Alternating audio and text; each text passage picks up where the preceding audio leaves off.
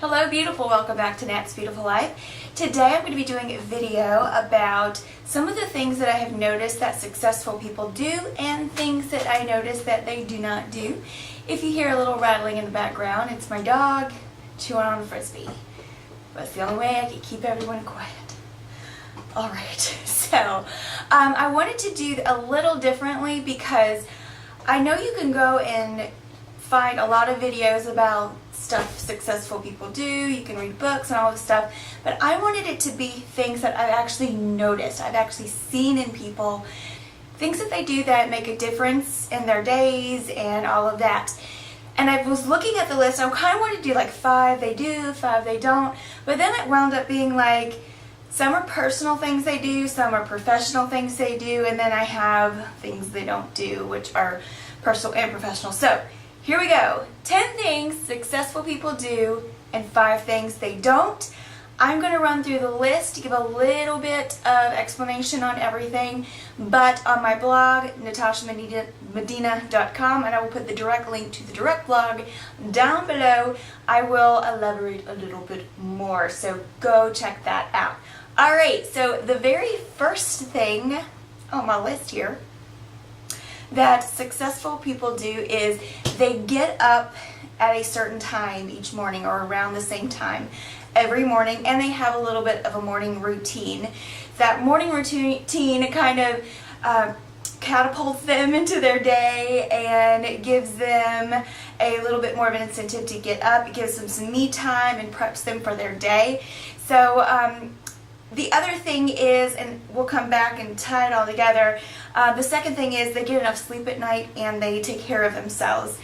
So I know that people tend to fall into the morning people or the night owls, and that has been proven to be genetic. So you are in your DNA a morning person or a night person, but you can train yourself to shift your day and also train yourself to be a little bit more of a morning person. Now I know some people that get up at 4:30 to start their morning routines. I think that's excessive. To you, early might be 7 or 9, but trying to just move and shift everything so you get up a little bit earlier so you can get a start on the day before your actual work day starts is great, and it also lets you kind of do some things that you want to do first. So the third thing that I've noticed people doing that are successful is they exercise and they eat well. Now, once again, exercising is a personal thing. So you might not want to go to the gym for an hour a day like I tend to do, or you may not want to be one of those 3-hour people unless that's your job, but 10 minutes of stretching, walking for 20 minutes, things like that. Just something to get the blood flowing and get the juices going in your brains and all of that. I've noticed that people do tend to do a little bit of exercise who are successful. It takes care of them and it also gives your brain a break, but also helps it be healthy. It all works together. And eating well, not eating a bunch of junk, also not eating late night garbage, things like that. They tend to eat according to what their body needs and wants and makes it and helps it feel better. So they're kind of disciplined in that. And I'm not saying that you have to eat crap. Like, when I say crap, I mean like, okay, I'm a vegetarian, but don't offer me salad. I can't eat raw food because I can't digest it. I have a digestive disorder. And I hate it when people are constantly like, oh, well, you can have a salad. No, I don't want a salad. I want some food. So just because you're eating healthy doesn't mean you're eating stuff you don't want to eat. And people who are successful have learned that and balanced it out. All right, moving on. Number 4 is they write down their goals and they keep them in front of them. So a way that you can do this is in your planners or even in your journals or whatever you do, just write down your goals. So I have had my resolutions for the year, and then I've had like monthly goals, weekly goals, things like that. but I have really condensed things down into what my focus and priorities are and then what I really need to work on each week. And I've been putting that on my planner page. That way I can just look at it every day. I also have a goal board in my office. Now I know a lot of people talk about vision boards and things like that. I'm not into the whole vision board thing where you just put magical things on a board and it magically happens. I have an inspiration board and I have a goal board. I will put more information about those types of things on my blog, so be sure that you're following that. But my inspiration board is like stuff to remind me of the things I want to do and keep going towards. But my goal board actually has like my resolutions for the year. It has things I want to do for the season. And I'll have my weekly goals and I'll have my monthly goals up there. And then I change everything out every season. So I'll have different like seasonal things going and different seasonal goals. But it keeps my goals in front of me so I remember to work towards them. The other thing is that they figure out what they really want and they focus on it. So sometimes when you start with your goals and you're like, I have all these goals, and then you really think about what you really want. What are the things that are important to me? What are the things that I feel like are my calling? And you can pick those things out and say, these are the things that I need to touch on every day. So they focus on those things. Number 6 is they journal, free write, brain dump, whatever you want to call it. I do art journaling. That's just something that I've done for years and I really enjoy it. It's a creative outlet for me. I also journal, memory keep my days, but I also do something called morning pages. And it can be 1 page, it can be 3, it can be 4, it can be a whole book. But what that is basically I get a journal. You can just do any type of notebook and just put pen to paper each morning and just let it fly. And it will help you get, what is this happening? Okay. It will help you get stuff out of your brain and onto paper, and then you can organize it better. So I've noticed that people do journal and they keep track of things, and also they just let it fly, because sometimes you've got great ideas in your head but they're all just jumbled up, and when you put them on paper you can look back, you can cut and paste and highlight and just kind of put it together, and it will make a lot more sense. So that is something that successful people normally do, and I mean I've seen everybody who is successful do something like that.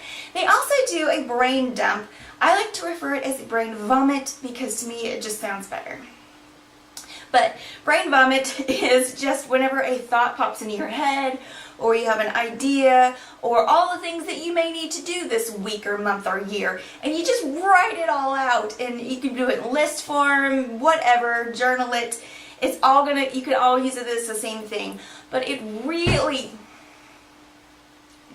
it really helps me just kind of decide once again what my focus is, what I need to work on, what isn't really important, and all of that stuff. Alright, number 7 is they have a quiet time. For me that is Bible study and prayer. Other people do meditation, affirmations. They take time to visualize their day, what they want their day to look like, what are the things they want to accomplish this day.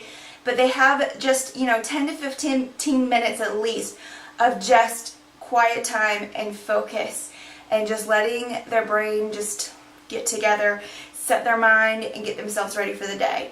And that is so, so important. Number 8, and we're almost done with this list, they know when to work, when to rest, and when to play. When you work from home like I do, or you are the boss like I am, you tend to work 24/7. You are always on. And so I've had to learn when to just cut it off, and I've had to learn when to turn it on. For instance, my husband and I, 2 days ago, we went to a Durham Bulls game. We normally go quite often. We didn't go at all last year. We went, that was the one time we went this season so far. And what happened was we made this, time. We were going to go, and we were going to leave the house at this time, and we were just going to go and have a good time. But literally until the moment we left, I worked, because I knew I had goals. I had things on my to-do list that weren't finished yet. I got them all done before we left, and I was really like grabbing things, and my husband was like, you've got 30 minutes before we leave. I'm like, I'm going to make use of that 30 minutes. And then when it was time to go, I shut everything down. I didn't return phone calls. I didn't take phone calls. We just had a great time, and the rest of the night was just play and rest and have fun. So you got to learn when to turn it on and when to turn it off. Number 9, and this can be difficult for me, and also if you work from home, it can be hard for you. They socialize with friends. They're friendly. And you don't always have to be outgoing. Some people are just not naturally outgoing people. But you can be friendly to the people that you meet and see. My favorite motto is just, be kind and don't be weird. All right? So I don't do a lot of socializing during the week, but I do make time for like book club. That is something that I started because I realized you have to be more intentional as we get older to get with friends, because everything gets in the way. Work, and if people have kids and things like that, it just all piles up. So you have to kind of be intentional, but you do not need to be in a bubble. You need to interact with other people, and if you have other people who are in the same type of field you are, you need to network and just get ideas and just unload sometimes on them. So it's good. Number 10, and the last thing is they continue learning. They could be books, seminars, webinars, podcasts, taking actual classes. Never stop learning. I recently read that the average CEO reads about 60 books per year. And that is so important to keep your mind sharp and fresh and always learning something new. So just take that time. A lot of times in the morning routine, people will put like the self-development books and things like that in that portion of the morning to just kind of prepare them for their day. But never ever stop learning. Okay, so that's the 10 things that I have noticed that successful people do. Flipping my page over, here are 5 things that they never do. Number 1 is complain. You may have things that fail. You may have things that aren't quite the way that you want them to be. But one of my managers always taught me, you can have a 5-minute pity party, but then it's time to move on. So you've got to build a bridge and get over it, Elsa, and you've got to move on. You cannot complain. Reevaluate, reassess, and move on. Second thing is they don't quit. Just because things aren't going right away, don't quit. I think, was it Thomas Edison made like 500 and something different types of light bulbs that didn't work before he got to the one that did, and he just didn't quit. And so you gotta just keep going, because you never know if that next thing you try is going to be the one that is successful. Number 3, and this is so important, never sit around and wait for someone to tell them what to do or for things just to happen. Things are not going to just happen. I mean, some people can walk outside and they get discovered and they're models or actors forever, but that is not the norm. And when it comes to actual business, especially a business where you're in your home or you're in a corner office or something, things aren't just going to sit there and come by to you. You've got to make them happen. So you can't just sit around and wait for it to happen. You've got to focus your intentions and your goals, and you've got to work. Number 4, they don't blame others for failures. They take responsibility for the things that they've done wrong, and they learn from them. And once again, they move on. All right. Number 5 is they do not walk around aimless or fly by the seat of their pants.